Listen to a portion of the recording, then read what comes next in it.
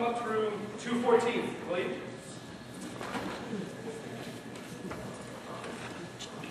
How are we doing? Got it fixed up? Yes, everything's in order. We'll plug in over here, Dr. Ginsburg. You're quite sure about this now. We can't afford to have a slip-up. Quite sure. It'll work a treat. Good. A little less formal, I think, really. Let's move these chairs a bit. You mean that one over there? Yes. Good afternoon, Inspector. Everything's ready. Is that the contraption? Yes, it's been well tested, Inspector. It works perfectly. The least touch will make the connection. I guarantee it. No. All right, gentlemen. We'll call you when we need you. Has Nurse Cartwright got the patient ready? Yes, doctor. Quite ready. Nurse Bond here is going to stay and assist me during the experiment. Oh, good. That's very kind of you. Not at all, Inspector. I would have never gone off duty if Miss Wingfield was unduly pressed. Nobody's blaming you. You say the others have arrived? Yes, they're downstairs. All four of them? All four of them. Brian Wingfield, Emmeline Ross, William Ross, and Brenda Jackson. They can't leave. I've posted my men. You must understand, Inspector, that the well-being of my patients comes first before anything else. At the first sign of collapse or undue excitement, any indication the experiment is having an adverse effect, I shall stop the proceedings. You understand that, nurse? Yes, doctor. Quite so. I shouldn't expect anything else. You don't think it's too risky? If I thought it was too risky, I should not permit the experiment. Mrs. Wingfield's condition is mainly psychological, the result of severe shock. Her temperature, heart, and pulse are now normal. Nurse, you're already acquainted with the family. Why don't you go down to the waiting room and bring them up here? If they ask you any questions, please be strictly non-committal in your answers. Yes, doctor. Well, here we go. Yes. Let's hope we have luck. Have any of them been allowed to see the patient? Her husband, actually, and also her brother and sister for a few minutes. The nurse assigned to look after her here, Nurse Cartwright, was present the entire time. Miss Jackson has not seen Mrs. Wingfield, nor asked to do so. You'll give them a little preliminary talk, will you? Put them in the picture? Yes, of course. I see that Mrs. Wingfield fell from the second-story balcony. Yes, she did. Remarkable, really, that she wasn't killed. Head contusions, dislocated shoulder, and fractured the left leg.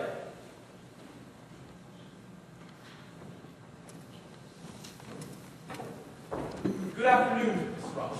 Will you sit down? Mr. Ross? Good afternoon, Mr. Wingfield. You sent for us. It's not my wife. There's been bad news, has there? No, Mr. Wingfield. No bad news. Thank God. When you sent for us, I thought there might have been a change for the worse. There is nothing new to report, neither for the worse, nor alas for the better. Is my sister still unconscious? She is still completely paralyzed. She cannot move or speak. It's terrible. Simply terrible. Was Miss Jackson with you? She was following us.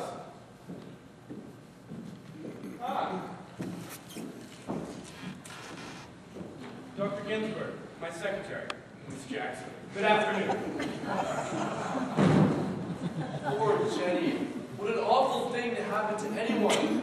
Sometimes I feel it would have been better if she had been killed outright by the fall. Surely not. Well, I know what you feel, Brian, but it's a living death, isn't it, Doctor? There's still some hope for your sister, Mr. Ross. But she won't stay like this. She'll get better, won't she? In cases of this kind, it's very difficult to forecast the progress of the patient. Her injuries will heal, yes. The bones will knit. The swelling has already been reduced. The wounds in the head are nearly healed. Then why shouldn't she get well? Why shouldn't she be herself again in every way? I'm afraid we're touching on a subject in which we are still ignorant.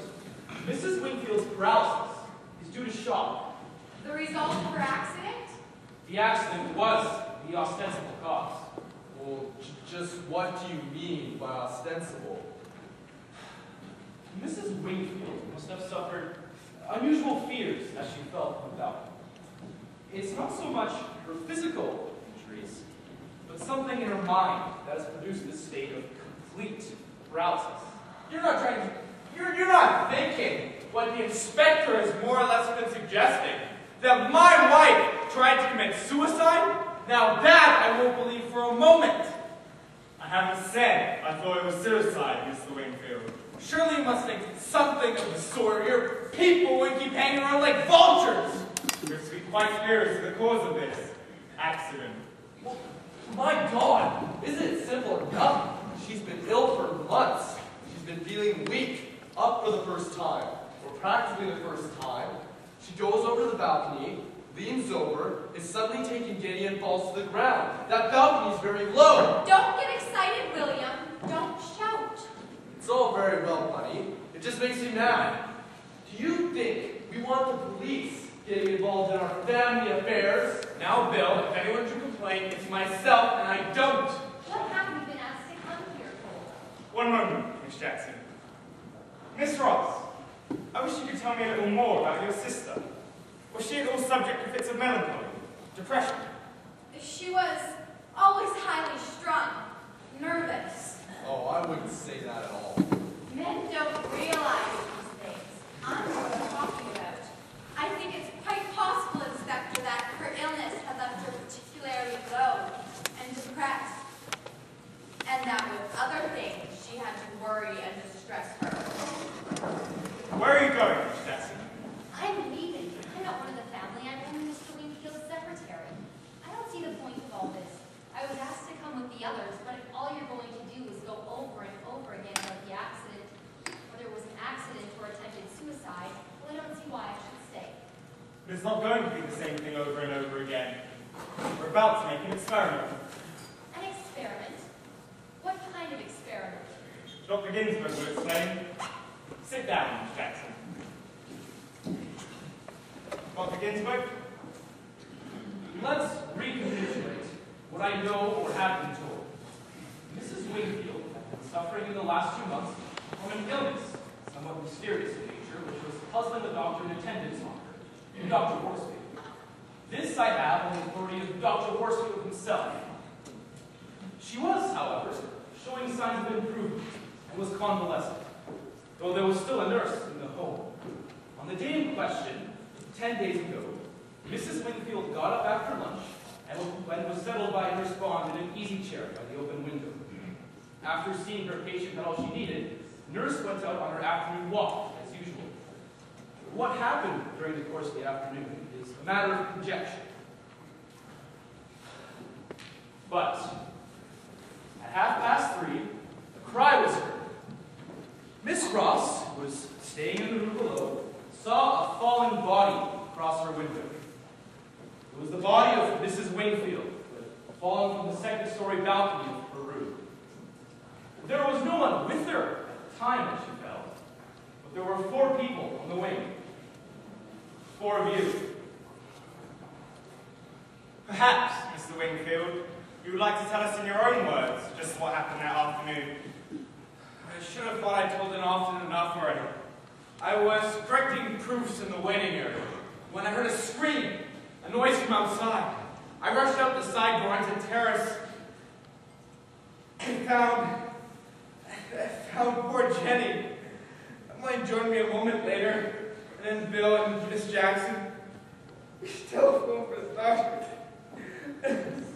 Yes, Mr. Wingfield. There's no need to go into it anymore. Miss Jackson, would you like to tell us your side of the story?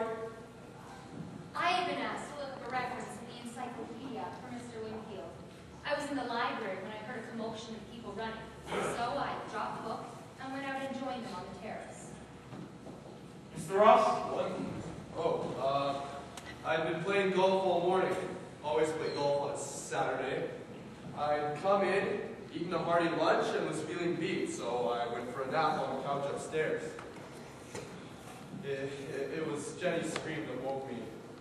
For a moment, I thought I must have been dreaming, and then I heard the row down below. So I went over to the window, and there she was, on the terrace, with the others gathered around. My God, have we got to go over this again and again? I only want to stress the point that nobody who was in the home that afternoon can tell us exactly what happened. Nobody, that is, except for Mrs. Wingfield herself. But it's all perfectly simple, as I said all along. Poor Jenny thought she was stronger than she was. She went over to the balcony, and that's that. Perfectly simple accident. Could have happened to anyone. Someone ought to have been with her. I blame myself for leaving her. But she was supposed to rest in the afternoon, Brian. That was part of the doctor's orders. We were all going to join her at 4:30 for tea, but she was supposed to rest every afternoon from 3 o'clock until then. Miss Ross, the accident is a little difficult to explain. The railings of the balcony did not give way. No, she got giddy and overbalanced. I tested the railings myself afterwards. It could have easily happened. Mrs. Wingfield is a very small woman. It would not be so easy for her to overbalance, even if she was taken giddy. I hate to say it, but I think you're right what you suspect. I think poor Jenny was worried and troubled in her mind.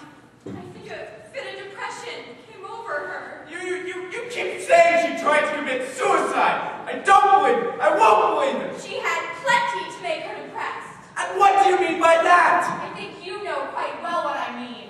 I'm not blind, Brian. Jenny wasn't depressed. She'd nothing to be depressed about. You've got evil mind, Emmeline. You just imagine things. Leave my sister alone. It was an accident. Of course it was an accident. Miss Ross she's just trying to... Yes. What am I trying to do? It's women like you that write anonymous letters, poison pen letters, just because no man has ever looked at you. How dare you! Oh my God! It wasn't my object to provoke recriminations. Wasn't it? I'm not so sure. No. What I had in mind was to conduct an experiment. We've already been told that, but you haven't told us what kind of experiment. As Inspector Crace said just now, only one person knows what happened that afternoon. Mrs. Wingfield herself. She can't tell us. It's too bad. She will when she's better. I don't think you quite appreciate the medical position, Miss Ross. It could be months. It could even be years before Mrs. Wingfield comes out of the state. Surely not. Yes, Mr. Wingfield. I won't go into too much medical detail, but there have been those that have gone blind as a result of shock and have not recovered their sight for 15 or 20 years. There have been those paralyzed and unable to walk for equal amounts of time. Sometimes another shock does precipitate recovery, but there's no fixed rule. Ring the bell, please. I don't quite get what you're driving at, Doctor. You're about to find out, Mr. Wingfield. Miss Jackson?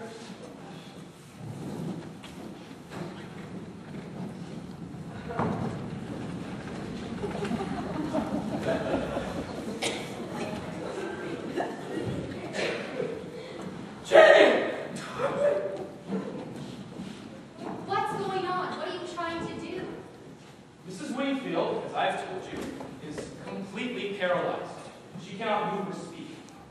But I think we are all agreed that she knows what happened that afternoon. But she's unconscious. She may be unconscious for years, you said. I didn't say unconscious. Mrs. Wingfield cannot move and cannot speak. She can see and hear. And I think it's very likely that her mind is as keen as ever it was. She knows what happened that afternoon. She would like to communicate with us. But unfortunately, she can't do so. You think she can hear us? You think she knows what we're saying to her? What we're feeling? I think she knows. Jenny, darling, it's been terrible for you, I know. But everything's gonna be over. Lanston, I'm ready, sir, when you are. I've told you that Mrs. Wingfield is unable to communicate with us. But it is possible that a way has been found. Dr. Salzbergen, who has been attending her, and who is a specialist on this form of paralysis, became aware of a very slight power of movement in the fingers of her left hand. It's very small, hardly noticeable. She can't raise her arm or lift anything, but she can very slightly move the 2 fingers and thumb of her left hand. Mr. Lenson here has assembled a particular apparatus of an electrical nature. You see, along this line, there is a switch. And when that switch is pressed, the red light at the top of the apparatus will appear. The slightest pressure will operate. Nurse Bond, uncover the patient's left arm.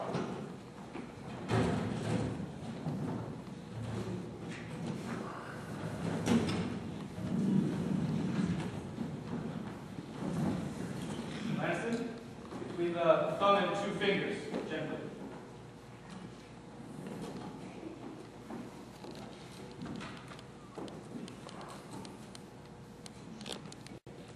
Mrs. Wingfield, you've had a very narrow escape from death and are now on the road to recovery.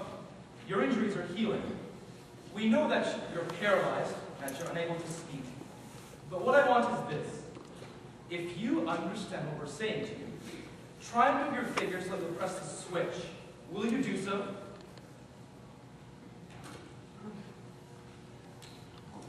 Good.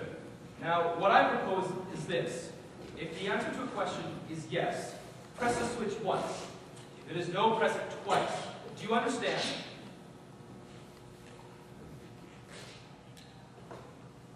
Now, Mrs. Wingfield, what is the signal for no?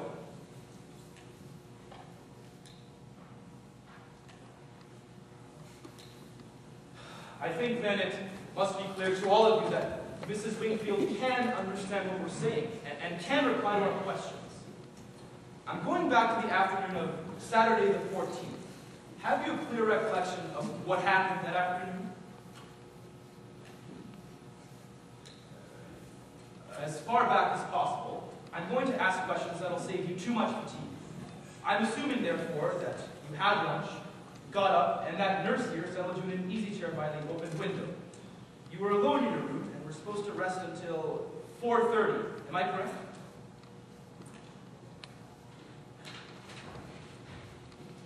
Did you, in fact, sleep a little? And then you got up, went out onto the balcony, you leant over, you lost your balance and fell. Just a minute, Lanston. You fell, but you did not lose your balance.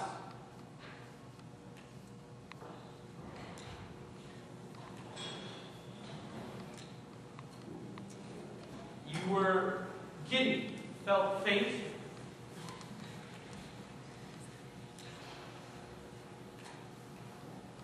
Inspector Kent! Mrs. Wingfield, we've come to the point where you have to tell us what happened. I'm going to spell out the letters of the alphabet, and when I come to the letter of the word you want, move your fingers like you'll press a switch. Let me begin. A, B, C, D, E, F. You've given me the letter F.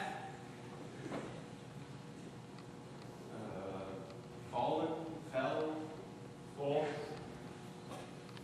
Mrs. Wingfield, I'm going to hazard a guess. I want you to tell me if I'm right. Is the word in your mind forced, as in pushed?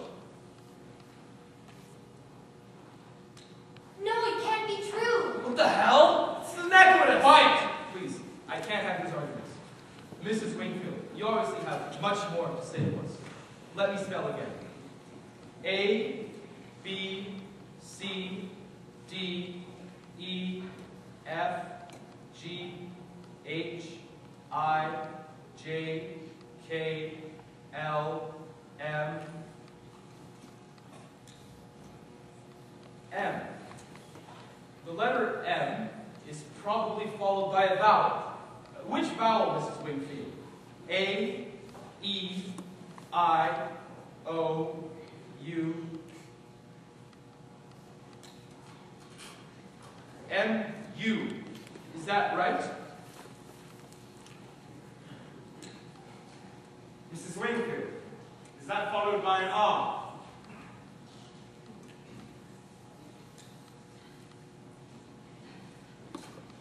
M-U-R. Mrs. Wingfield, are you trying to say that what happened that afternoon was not an accident?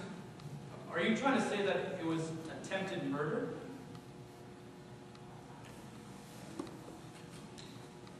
Impossible! Quiet! Please.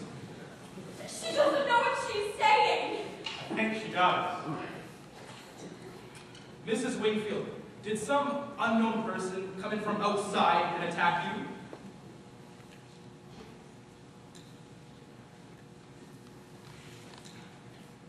Was it someone in the home who pushed you? My God! Doctor, her pulse is quickening. Not much further. You must have a name. Mrs. Wingfield, do you know who pushed you? I'm going to spell out the name. Do you understand? Good. A, B, B.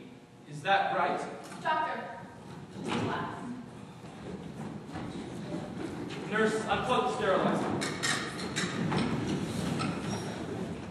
Thank you.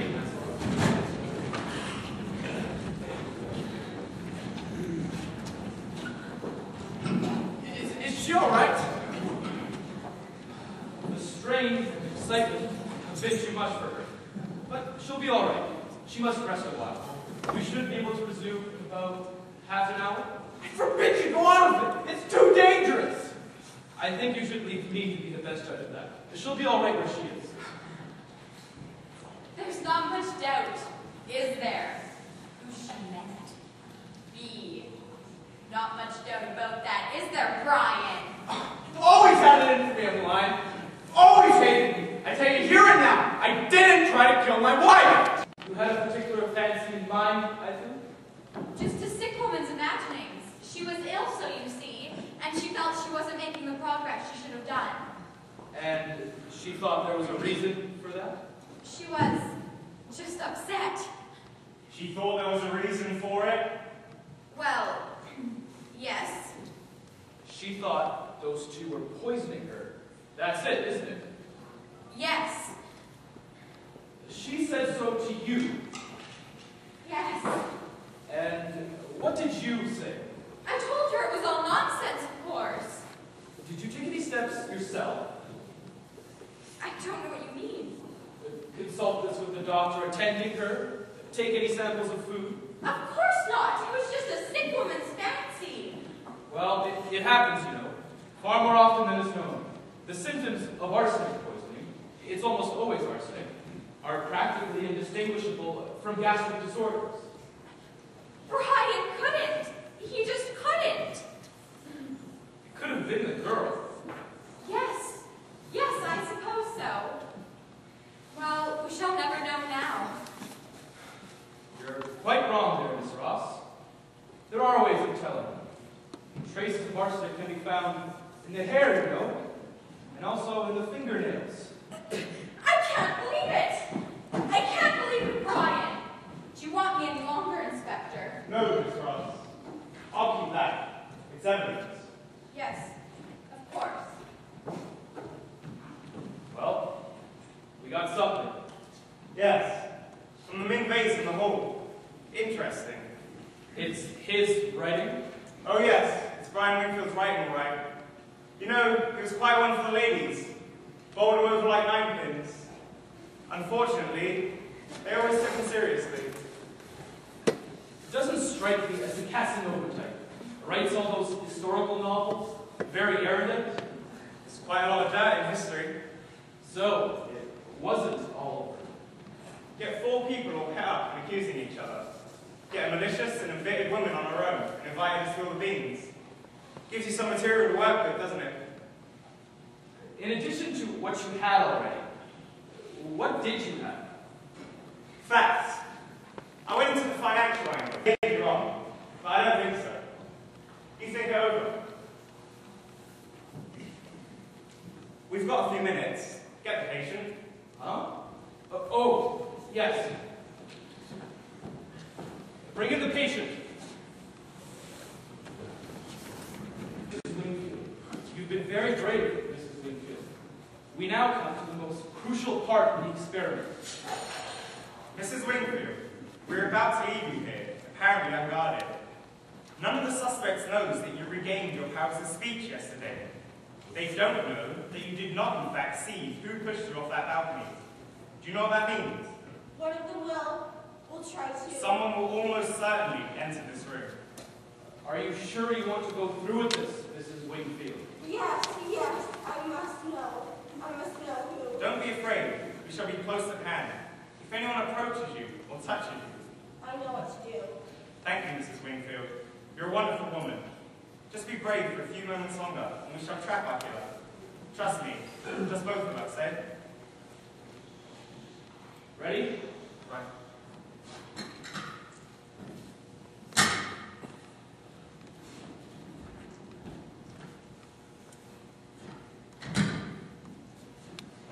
In view of these poisoning suggestions, you might want to come into my office and look over the files. Yes,